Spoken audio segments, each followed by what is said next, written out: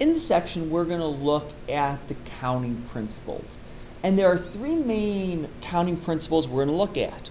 First, we're going to look at the fundamental counting principle. Then we're going to look at permutations, and finally combinations. So the fundamental counting principle is the way that we are going to come with all possible outcomes of a certain event occurring in a certain way. And this is the one that you think of the term stages. Something where you've got independent events and you want to know how many different ways can they occur. So we would take event 1 and we'd multiply it by whatever event 2 is, multiply it by event 3, and so forth. And that's the number of ways event 1 can occur, the number of ways event 2 can occur. So the example that we have here is the deli with a lunch special of a sandwich, soup, dessert, and drink. And we want to know how many different ways can we make lunch. Well, if we want to look at the different events, first the person has to choose a sandwich, then the person chooses a soup, then they choose dessert, and finally they choose a drink. So how many different lunches can be made? Well, here we've got 4 separate events. 1 event, 2 events, 3 events, and 4 events. The first event is choosing the sandwich, the second one is choosing the soup, the third one is choosing the dessert, and then finally choosing the drink. So how many ways can I choose a sandwich? Well, I can see there's 4 different ways. I can choose a chicken salad sandwich, a ham sandwich, a tuna sandwich, and a roast beef sandwich. So there's 4 different ways to choose a sandwich. With the soup, we've got tomato, chicken noodle, and vegetable. That's 3 different ways. For dessert, we've got 2 different ways. And for a drink, we've got 5 different ways. The tea, coffee, Coke, Diet Coke, and Sprite.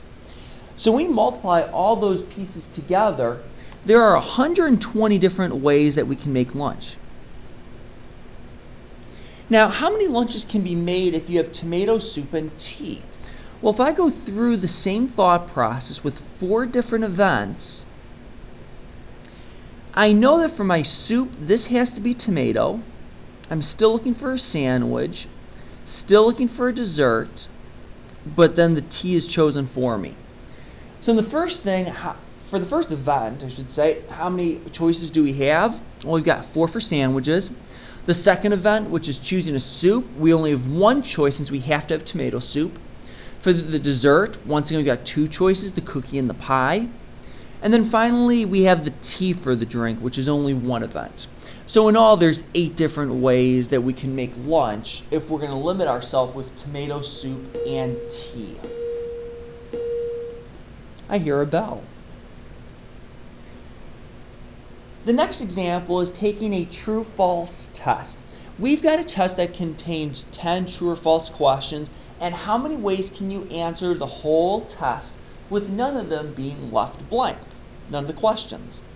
Well, if I look at this, 1, 2, 3, 4, 5, 6, 7, 8, 9, 10, we can't fall into the trap of saying there's only going to be 20 answers because there's 10 answers with each true or false.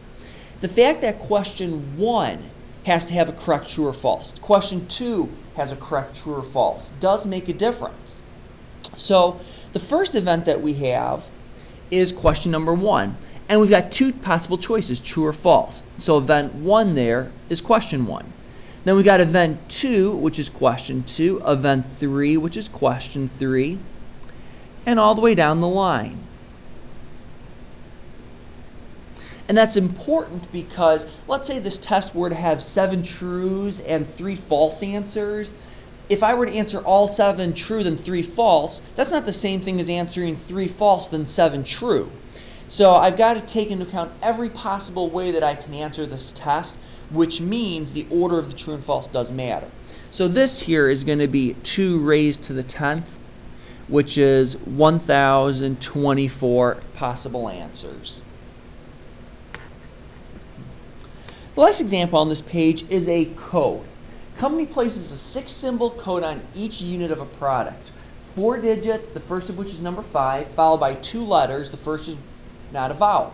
How many different codes are possible? Well, we know we've got 6 digits or 6 symbols for this code.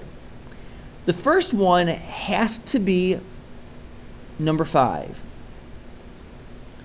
The next three then are going to be numbers or digits. Then we have a letter, but not a vowel. And then finally, we've got all possible letters. So my first event there is where the first one has to be a 5. So there's one way I can do that.